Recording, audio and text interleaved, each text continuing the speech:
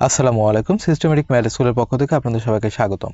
আমি মোহাম্মদ তরিকুল ইসলাম। আজকের ভিডিওতে যে বিষয়টি আলোচনা করব সেটি হলো সেরা অঙ্কের সেরা টেকনিক। চলুন দেখি। একটি বর্গের পরিসীমা 16 মিটার হলে কর্ণ কত? কর্ণ কত? সেক্ষেত্রে পরিসীমা যেহেতু দেওয়া আছে 16 মিটার, আমাদের মনে রাখতে হবে বর্গের 4টি বাহু সমান হয়। সেক্ষেত্রে আমরা এই 16কে 4 দ্বারা ভাগ করব। 4 দ্বারা যদি ভাগ করি তাহলে আসে হলো 4, অর্থাৎ বর্গের এক বাহুর দৈর্ঘ্য হবে হলো 4। এখন বর্গের কর্ণের সূত্র হলো √2a। সেক্ষেত্রে আমরা প্রথমে √2 দিব, তারপর ইনটু দিয়ে আমরা দিব হলো এর মান হলো 4 দিব। সেক্ষেত্রে আমরা প্রথমে 4 রাখতে পারি, 4 তারপর √2। এটি হলো এই প্রশ্নের সমাধান। বন্ধুরা চলুন পরবর্তী অঙ্কটা দেখি। সমবাহু ত্রিভুজের বাহুর দৈর্ঘ্য 6 সেন্টিমিটার হলে ক্ষেত্রফল কত? সেক্ষেত্রে যেভাবে সমাধান করব, যেহেতু সমবাহু ত্রিভুজ তাহলে প্রত্যেকটি বাহু সমান হবে। সেক্ষেত্রে ক্ষেত্রফলের সূত্র হলো √3/4 a স্কয়ার, অর্থাৎ এক বাহুর দৈর্ঘ্য স্কয়ার।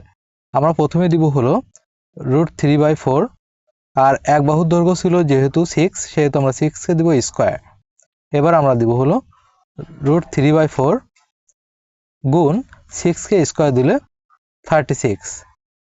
4 36 এর ভিতরে যায় হলো 9 বার, তাহলে আমরা প্রথমে দিব 9, তারপর দিব √3।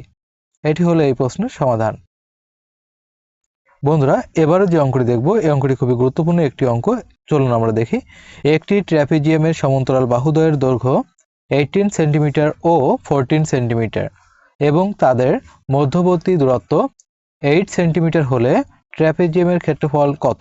সেক্ষেত্রে যেভাবে সমাধান করব, ক্ষেত্রফল নির্ণয় সূত্র হলো হাফ গুণ সমান্তরাল বাহুদ্বয়ের যোগফল। সমান্তরাল বাহু ছিল হলো 18 ও 14, এই দুটি আমরা যোগ করব, অর্থাৎ 18 যোগ হলো 14, তার সাথে আমরা গুণ করব হলো মধ্যবর্তী দূরত্ব বা উচ্চতা, অর্থাৎ 8।